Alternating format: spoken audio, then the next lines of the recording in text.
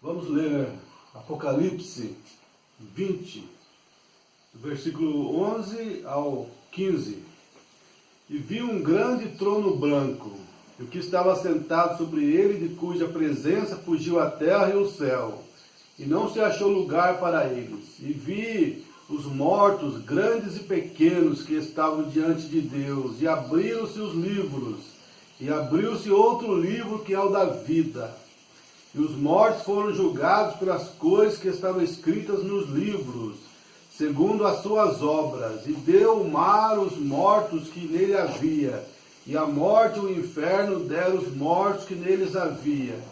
E foram julgados cada um segundo as suas obras. E a morte e o inferno foram lançados no lago de fogo.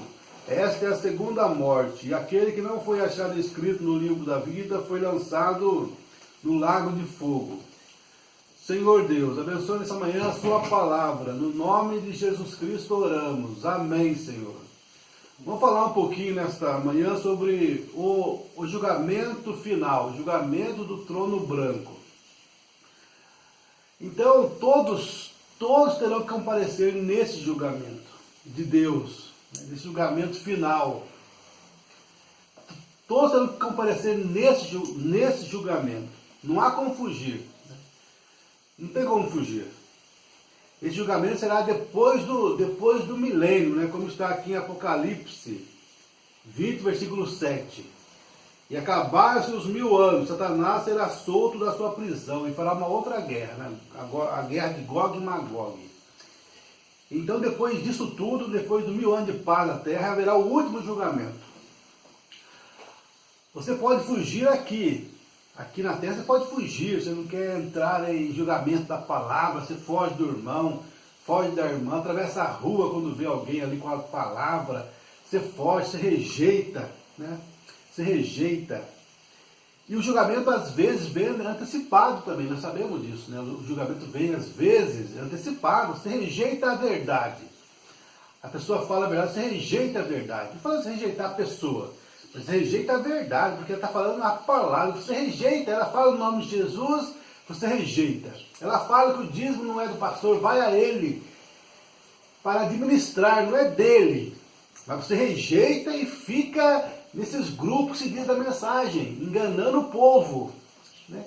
Porque é enganar o povo, né? Falar que o dízimo é do pastor, ele pode usar todo o dízimo. Não, o irmão Branco usava $100 do dízimo por semana para o seu sustento básico. Né?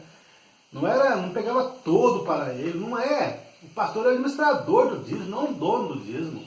Você fala para as pessoas do século selo, dos trovões, fala, mas sou filho do homem, e elas fogem, rejeitam. Ela está rejeitando a Deus, porque a palavra é Deus. No princípio era a palavra estava com Deus e a palavra era Deus. E a palavra se fez carne e habitou no nosso meio. Então a palavra é o próprio Deus. Quando você rejeita a palavra, né, como nós falamos na semana passada, isto é o pecado imperdoável. Hebreus 10, né, quando conhece a verdade, né, você passa a pecar voluntariamente, não há mais sacrifício mais de sangue por aquilo, porque você pisou no sangue do Novo Testamento, no sangue de Jesus Cristo. Mas aqui na terra você consegue fugir, aqui na terra você consegue fugir desse julgamento, você consegue correr aqui para ali, consegue fugir. Né? Você sabe que você está errado, você não consegue defender a sua crença pela mensagem, pela palavra de Deus. Então você foge do julgamento da palavra aqui na terra, você evita as pessoas, você foge, você esconde na sua igrejinha ali, na sua denominação e fica ali, né? Escondidinho ali, não vai ao julgamento da palavra, você consegue fugir, né? Aqui na terra, mas naquele dia do trono branco ali, não vai ter como você fugir. E se aqui na terra você consegue defender o que você crê, no julgamento da palavra, você não consegue defender o que você crê, você não consegue defender, você vai ali com o irmão, você não consegue defender o que você crê, né? Por quê? Porque você não está com o ouro verdadeiro. Quando você está com o ouro verdadeiro, ele não teme ir ao julgamento da palavra. Ele não teme ir ao julgamento da palavra, quando ele está com o ouro verdadeiro. Ele não tem medo, pode vir a pessoa que fala que Cristo já voltou, cumpriu a segunda vinda, você não tem medo de falar com ele. Por quê? Porque você está com o ouro verdadeiro. tem a palavra com você.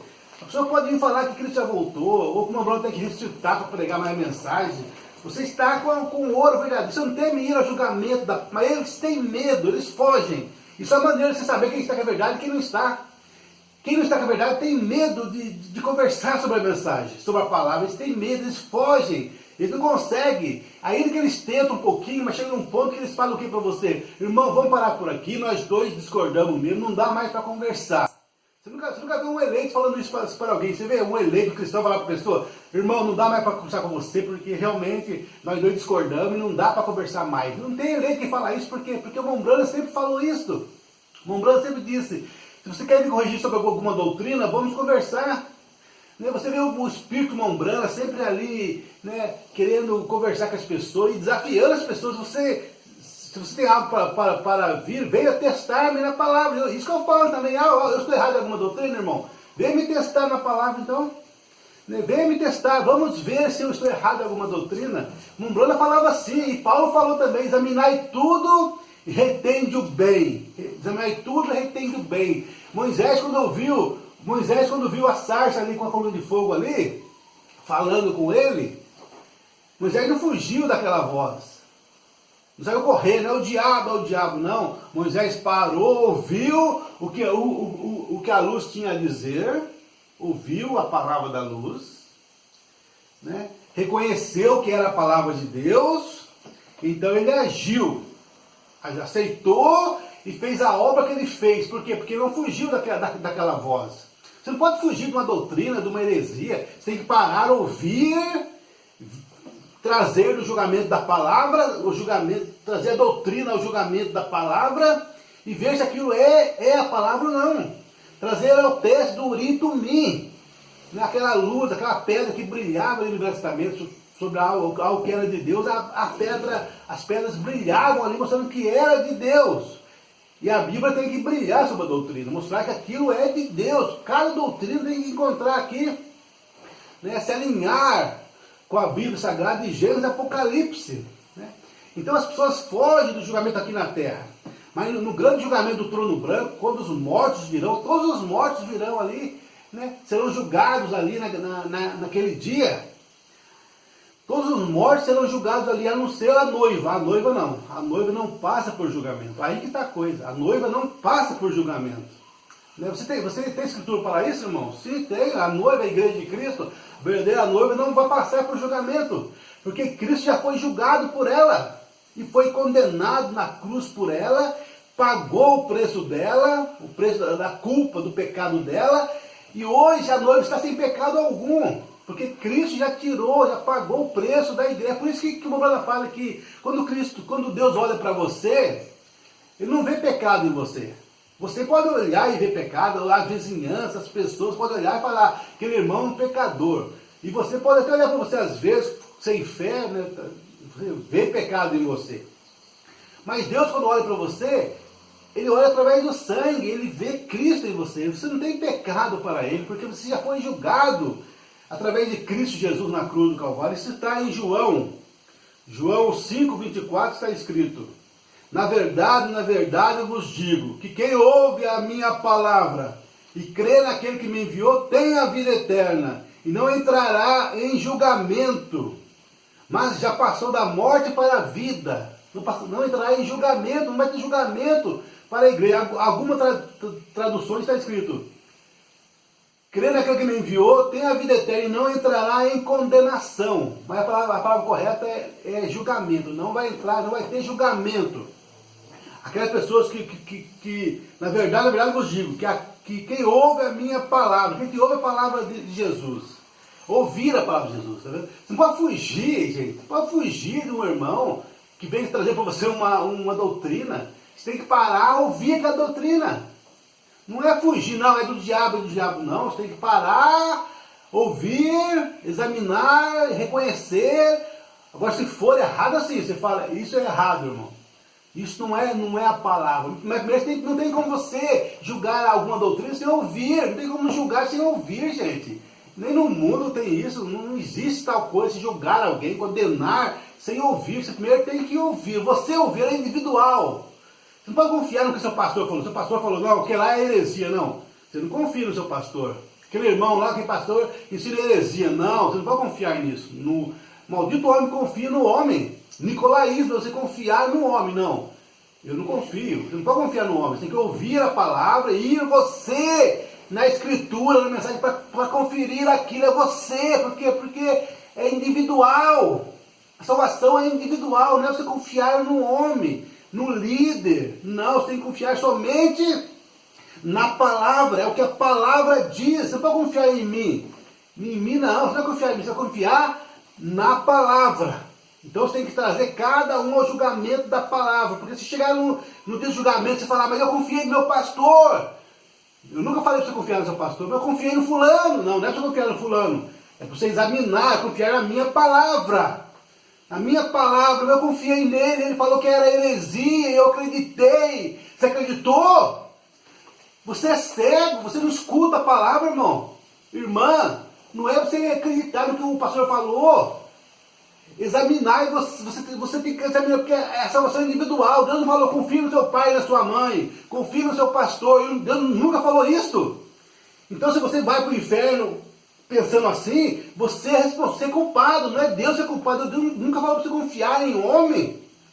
Então quando chegar na hora do julgamento lá, e Deus fala assim, porque naquele dia do julgamento final, Deus vai descer aquela tela ali, não vai ter como você falar, eu não falei isso, não atravessei a rua quando vi o irmão, eu não rejeitei o que ele falou. Vai estar gravado, Deus vai apertar ali o botão e a tela vai descer, e vai aparecer o que você pensou, o que você falou, a sua ação, o que você fez com a palavra naquele dia. Vai aparecer você falando para o irmão ali, irmão, isso aí, eu não creio nisso não. Vai aparecer.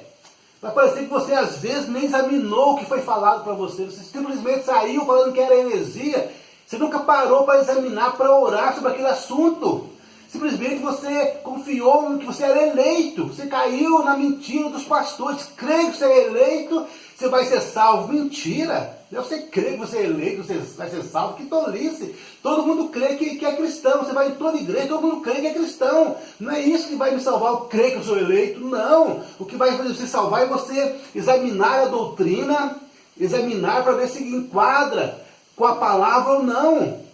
Paulo falou isso, examinai tudo. E também Paulo também falou em Gálatas 1, ainda que eu mesmo, um anjo, trazer qualquer outro evangelho, além desse que eu vos tenho anunciado, que seja anátema. Então o nosso evangelho é o de Paulo. Ontem mesmo encontrei com o irmãozinho lá na praça, ali na Praça Fusupena, em São José dos Campos. O irmãozinho falou para mim ali que eu creio, irmão, no que Jesus falou, não no que Paulo ensinou. Não em Paulo, eu creio no que Jesus falou.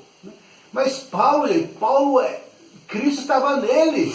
Era Cristo falando através de Paulo, era o Espírito Santo falando através de Paulo. Os profetas foram o Espírito Santo falando através deles, os apóstolos.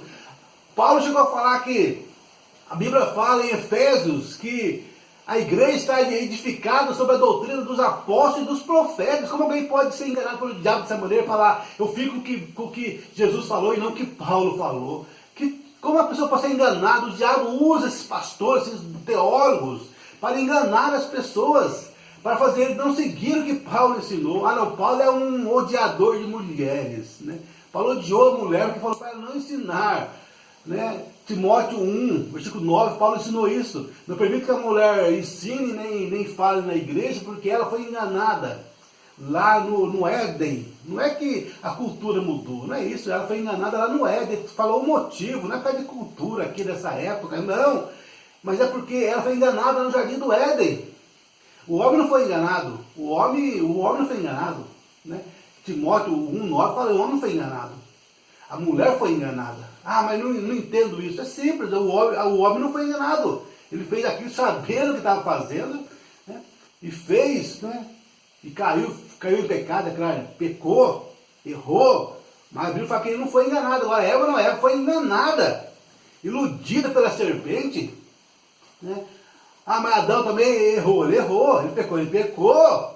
Não fala que Adão não pecou. Ele pecou também. Timóteo 1, 9 fala isso, ele pecou, errou, falhou, né? Mas a Bíblia fala, o homem não foi enganado, a mulher sendo enganada, ela caiu em transgressão. Agora o homem é o cabeça da mulher, e ela não pode mais ensinar mais falar na igreja, porque não é permitido para ela falar, acabou, mas isso é muito forte, é muito machista. Isso é a palavra de Deus, a pessoa não suporta a palavra de Deus, a palavra é Deus, a palavra é Deus, você não consegue defender a sua crença por esse livro, você não consegue. Você rejeita esse livro o tempo todo, fica com alguma parte dele, e outra parte você aceita, outra parte você nega, você rejeita aqui. Gente, é toda a palavra, Jesus falou, nem só de pão viverá o homem, mas de toda a palavra que sai da boca de Deus. Toda a palavra que sai da boca de Deus. Então a igreja, a noiva, que não tem pecado nenhum. Ela não tem pecado. Porque Cristo morreu por ela. O Filho de Deus não peca, por causa do quê? Porque Cristo já morreu por ela. Tirou o pecado dela. Olha que maravilha é você saber que hoje você pode falar com Deus. Deus não vê pecado em você quando você chega em Deus. Né? Você chega em Deus, você é ouvido por Deus, tem companheirismo com Deus, porque Ele não vê o seu pecado, o seu erro, Ele não vê. Ele vê o seu coração, a sua luta, a minha luta. Ele vê o que você deseja no seu coração, por aquilo que você luta a sua vida. Né? É igual Jesus falou, o homem que olhar para a mulher e cobiçá-la, adulterou com ela no seu coração. É o coração, é ali que está a coisa, é o coração da pessoa. E o que é que você tem no teu coração? O que é que você tem no teu coração? Filho meu, dai-me o teu coração, diz a Escritura, sabe? Dai-me o teu coração. Né? Então, a luta, a sua luta, qual que é a sua luta? Por que você vive? Né? Qual é o seu objetivo na vida? O que é que você anela? Né? Qual que é aquilo que mais você deseja na vida? Cristo olha para isso e vê que você deseja servi-lo. Essa é o máximo, a máxima da sua vida, o maior desejo da sua vida é servi-lo. Você o ama de todo o coração. Você comete erros, você comete falhas, você comete debilidade na sua vida, mas Deus está olhando o seu coração, o que você quer fazer, o desejo do seu coração. É isso que Deus olha. Né? Você tem suas dificuldades, seus erros, né? Mas você nunca nega a palavra. Você pode estar em dificuldade às vezes, em fraqueza, igual Paulo, né? Acabou de sair ali da cadeia, depois de tantos anos, cambaleando, segurando na parede, então ele vem e fala, não é mesmo? Tudo posso naquele que me fortalece, né? Você vê aquela fé fluindo ali, e quando chega a hora dele morrer, vem ali o carrasco ali, né? O carrasco ali, a morte chega, e se você ver a foto que foi fotografado da morte ali, nombrando aquela sombra da morte, você vê um capuz, né? Você imagina aqueles homens de antiguidade que subiam ali naquele palanque com aquela foice na mão para puxar talvez a corda ou para decepar a cabeça da pessoa ali, com aquele capuz, né? A coisa é perfeita. Olha como é que o natural é um tipo do sobrenatural, né? Do espiritual, a coisa toda segue assim, o natural sendo, né, o tipo do espiritual. Então você vê ali a morte chegando para Paulo. Paulo, eu vou te matar, eu vou cortar a tua cabeça agora, e você já era, você vai ter de ser destruído. Mas Paulo tinha tanto dele de vida eterna no corpo dele, Paulo tinha tanto do poder vivificador no seu corpo, né? Tanto daquela vida, é isso que nós temos que ter, essa vida fluindo em nós, a eternidade em nosso corpo, né? A vida eterna no nosso corpo, né? O poder vivificador do nosso corpo, a tal ponto que Paulo sabia que não tinha como aquele homem matá-lo. Ele falou, morte, onde está teu aguilhão? Sepultura, onde está a tua vitória? Tragada foi a morte na vitória. Ele sabia que não tinha mais como a morte tomá-lo, porque agora ele é eterno. É o caso ali daquele profeta Eliseu, tinha morrido fazia vários anos, e estava ali naquela tumba ali, e ele tinha feito até ali 7 milagres, 7 sinais, e ele tinha a porção dobrada do espírito de Elias. E Elias tinha feito 4 sinais, parecia que ele era um falso profeta. Ele falou que ia ter a porção dobrada, mas só fez 7 sinais. Parecia que era um falso profeta, mas os eleitos sabiam, não. Alguma coisa está, mas está certo, porque a unção estava nele, o poder vivificador estava no corpo dele. E depois de vários anos morto, caído naquela tumba ali, de repente uma guerra aconteceu. E aí um morto, ali mataram a pessoa e jogaram bem no sepulcro onde estava o resto dos mortais de Eliseu. E quando aquele homem caiu naquele resto mortal, aqueles ossos ali, de repente a unção ali, aquele poder vivificador, quando tocou naquele homem morto, o homem ressuscitou. Ressuscitou e então cumpriu ali o 8º sinal, né? O porção dobrada do espírito de Elias, provando que ele era o profeta que tinha a porção dobrada do espírito de Elias. E é esse poder vivificador que nós também temos que ter. E para ter esse poder vivificador, você não pode negar que o dízimo não é do pastor. Você tem que aceitar, porque é a palavra, esse é o poder vivificador. Quando você recebe essa verdade, que o dízimo não é do pastor, vai para ele, mas ele é o administrador do dízimo, não é o dono, ele não pode juntar bens materiais com o dízimo. Quando isso vem em você, isso é o poder vivificador. É isso que vai fazer você ressuscitar no último dia. É quando vem em você o Filho do Homem, falando que nessa era foi Filho do Homem, Deus não tem que cair no humano, em plenitude corporal novamente. Isso é o poder vivificador. E quando vem falando que isso é segunda vinda, você fala não, porque isso é morte. Se aceitar que Cristo voltou pela segunda vez, em 63, isso é morte. Não tem como você ressuscitar, ter poder vivificador, aceitando heresias, mentiras. Então você recebe isso no seu coração. Isso é o poder vivificador. É isso que vai dar para você eternidade, vida eterna. E quando você aceita que o 7º selo foi aberto, você é morto, por quê? O Bruno morreu falando que 6 selos foram abertos, não 7. O 7º selo Deus escondeu de nós e não revelou para nós. Eu sei que tem escritura que ele fala, os 7 selos foram abertos, mas isso é quando ele falava no geral, dos 7 selos, porque ali veio 7 anjos naquele dia. 7 anjos vieram ali, né, para trazer o selo, mas quando chegou no 7º selo, o 7º anjo não abriu. Ele não abriu. Então, quando eu vou falar dos 7 selos, sempre falava dos 7 selos. Os 7 selos foram abertos, os 7 selos foram revelados. Mas quando eu ia falar especificamente do 7º selo, ele falava, foi aberto 6 selos, não 7. O 7º selo não foi aberto. Quando ele falava do 7º selo, tem que entender a palavra, tem que entrar em coesão. Não pode, porque é os trovões também. Os trovões é o 7º selo, vai ser aberto no 7º selo. Então você vê, as coisas tem que encaixar. E quando fala que o tem que voltar para revelar mistério, é como o que revela o mistério é a voz, é o alarido de Deus. É o alarido, não é a voz de arcanjo. A voz de arcanjo é para ressuscitar os irmãos que morreram, não é revelar mistérios. O mistério revelado vem no alarido, que já veio através do William Branham. Todo mistério que era para não saber, já foi, igual 7º selo, não será dado a conhecer para que o diabo não faça grande dano com ele. Então nós vamos estar lá naquele dia do 7º selo, quando ele vier, nós vamos estar ali para ver, no mero dia da vida de Cristo, nós vamos ver ali os trovões, o 7º selo se cumprindo na nossa frente, e nós estaremos ali extasiados, vendo todas essas coisas acontecendo, né? Coisas que todo o povo ficaram doido nessa última era para saber. E nós vamos estar ali e vendo o 7º selo, os trovões ali soando, nós vamos ver tudo aquilo acontecendo, extasiado, com todas as maravilhas ali acontecendo, nós vamos estar ali para contemplar isso. Mas isso é se nós tivermos em nós o poder vivificador de nossas células mortais. Tem o poder vivificador. E o poder vivificador é a palavra quando vem a você. Você recebe a palavra. Você não nega, não rejeita o que o mensageiro tem falado. Você recebe o que o mensageiro tem falado. Isso é o poder vivificador. Isto é a vida eterna fluindo em nossos corpos mortais. Aqui. Então você vê o julgamento final, né? Quando a tela descer ali, a noiva vai estar ali julgando, não sendo julgada. Porque as ovelhas sobem na primeira ressurreição.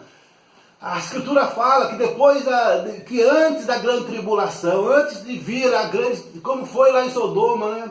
Antes de cair o primeiro fogo ali, o primeiro enxofre ali, foi tirado dali, né? Foi tirado ali aquelas pessoas que eram justas. E assim vai acontecer também agora, né? Antes do cair o fogo na terra, a tribulação vir, Deus vai tirar sua noiva, sua igreja daqui, será arrebatada, no abrir e fechar de olhos, ante a última trombeta. Então Cristo virá e nós seremos arrebatados, encontrar com Ele nos ares. Estaremos para sempre com o Senhor, porque Ele já passou pelo julgamento. Então nós, a igreja de Cristo, nós vamos estar assim naquele dia, mas estaremos com Ele no trono para julgar, não para ser julgado. Porque lá não vai ter ovelha na segunda ressurreição. Eu sei que a Bíblia fala, será como o pastor está parando o bode, as ovelhas e os bodes? Será como? Não será, porque lá não vai ter ovelhas já foram na primeira ressurreição. Mas lá na segunda ressurreição vai ser salvo quem? Aqueles que deram um copo de água fria para um eleito. Aqueles que fizeram uma obra para o eleito, que ajudaram eles nas eras da igreja de alguma forma. Deram para eles um prato de comida. Deram para eles um abrigo em tempo de perseguição. Deram uma ajuda para eles. Eles não aceitaram a palavra. Mas pelo menos eles deram um copinho de água fria. E isso não ficará sem recompensa. Um copo de água fria que você der para alguém que está sedento não vai ficar sem recompensa. Mas eles não aceitaram a palavra em sua plenitude. Mas fizeram alguma coisinha. Então ali eles receberão a vida eterna. Só que não vão viver dentro da cidade santa. Porque dentro da cidade santa. Porque a cidade santa vai descer do céu para a terra. A vida eterna será aqui na terra, gente. Não no céu. A Escritura fala bem claro, os mansos herdarão a terra. A cidade santa vai vir nessa terra que vai ser queimada, purificada. E será uma nova terra. Como nós somos novas criaturas. E a terra será uma nova terra. E a cidade santa vai descer aqui. E a noiva viverá dentro da cidade, com o noivo e os 144 mil eunucos que vai cuidar da noiva na cidade santa. E fora da cidade santa vai viver essas pessoas que foram salvas porque deram um copo d'água fria para um eleito, ajudaram ele de alguma forma, vão viver fora da cidade e vão plantar e colher e trazer suas novidades de ano em ano para a cidade santa, para a nova Jerusalém, cidade de ouro que descerá do céu. Né? Mas para isso não podemos fugir da palavra, não podemos fugir de alguém que traga uma doutrina, temos que aceitar e entrar em julgamento com essa doutrina. Não aceitar a doutrina, mas aceitar e entrar em julgamento da palavra. Podemos fugir das pessoas, por quê? Porque se você está com a verdade, com a verdadeira palavra, a verdadeira escritura, você não tem medo de conversar com as pessoas. Podem vir os católicos, os batistas, metodistas, testemunhos de Jeová, adventistas do sétimo dia, os mormons, qualquer pessoa. Pode vir qualquer grupo da mensagem que queira vir, da segunda ressurreição, que fala que o problema vai ressuscitar, que vai vir, né, vai trazer mistério, vai revelar mistério, melhor dizendo. Ressuscitar todos vão, lógico. Fala que ele vai vir para fazer culto na terra, para revelar mistério, para trazer, né? Você pode falar com eles, não pode fugir deles, conversar e mostrar a mensagem, como eu fiz há 30 anos atrás, com um irmãozinho que veio para mim com as 20 mensagens. Olha aqui, o problema vai ressuscitar. Eu falei, vamos conversar então, irmão. Há 30 anos atrás, né? Eu falando com o irmãozinho ali, e ele ficou todo duvidado. Hoje ele está onde? Está na testemunha de Jeová, para você ver. Na mente das pessoas. Você não pode fugir delas, você tem que encarar elas com a mensagem e provar para elas que elas estão erradas pela mensagem. Não vai falar isso, você tem que trazer ali e provar para as pessoas que você está ensinando. Mas o pastor hoje não quer fazer isso.